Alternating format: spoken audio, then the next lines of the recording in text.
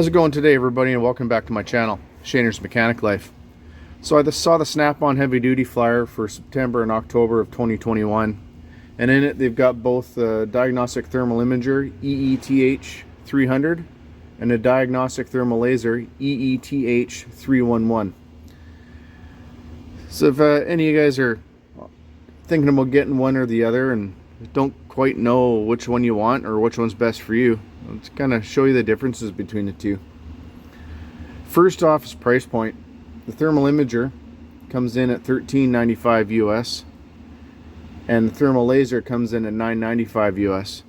So really not a huge difference, only 400 bucks. So it's either way, it's not gonna make you or break you.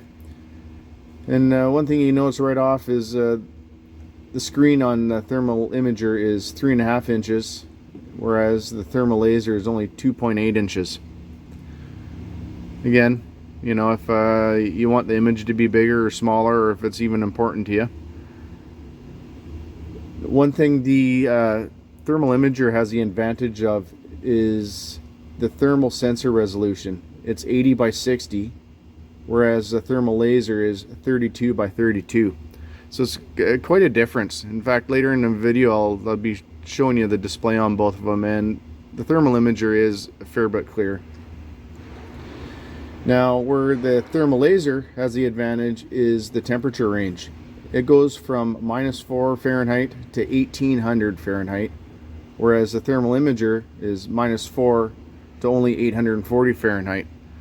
So it all depends on what you're measuring. If you know, you're doing DPFs and stuff that's quite high temperature, this is probably what you want. Now, battery life. On a full charge, the Thermal Imager is rated to last 4 hours continuous use, and the Thermal Laser is double that at 8 hours. Now, both of them, you can take pictures of what you're looking at, and this one, it's stored in a micro SD card, whereas this one is just stored on a unit. Now you can transfer them both. You can see the fly likes the Thermal Imager. You can transfer images to your computer on both of them. Like this just has the SD card, so you can plug that into your computer, and this one you can just hook up the USB. Now the screen resolutions, both of them come in at 320 by 240,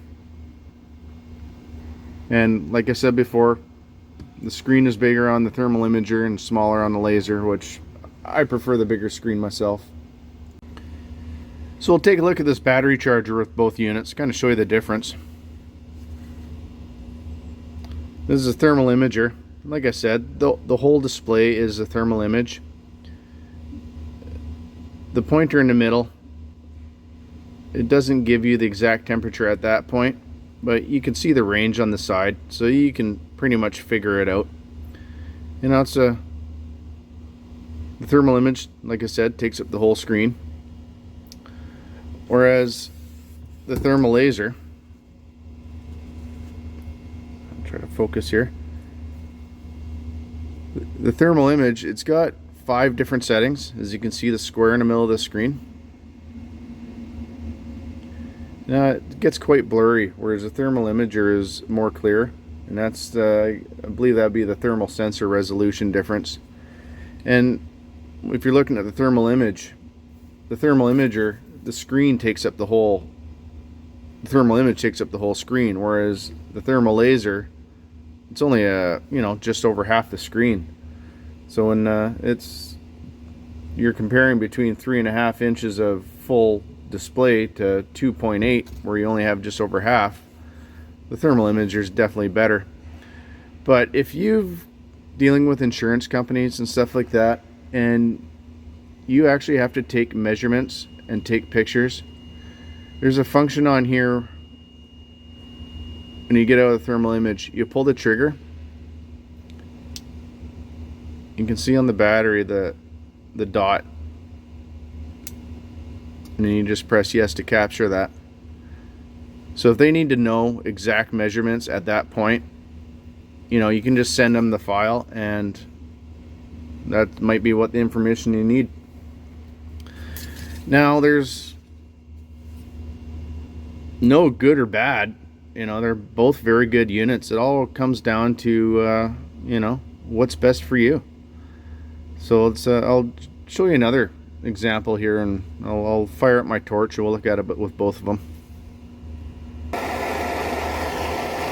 Okay, so that's the torch with the thermal imager. Now you can see the flame quite clearly,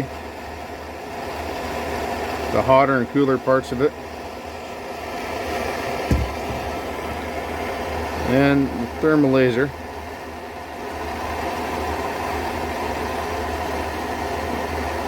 Once you select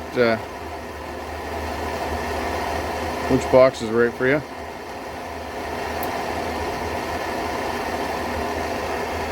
It's hard to focus on everything here. Like I said, the thermal sensor resolution is lower on the laser, but it all depends. Is the thermal image best for you, or do you want to do pinpoint measurements? Shut that off, get rid of the noise. Now, like I said, they're both good units. It's just kind of, you know, what's best for you. And when you're spending, you know, $1,000 plus or minus, you know, you want to make sure you make the right decision. So I hope this video helped you guys who are trying to debate on which one you want to buy and which one's right for you. Let me know what you think in the comments section.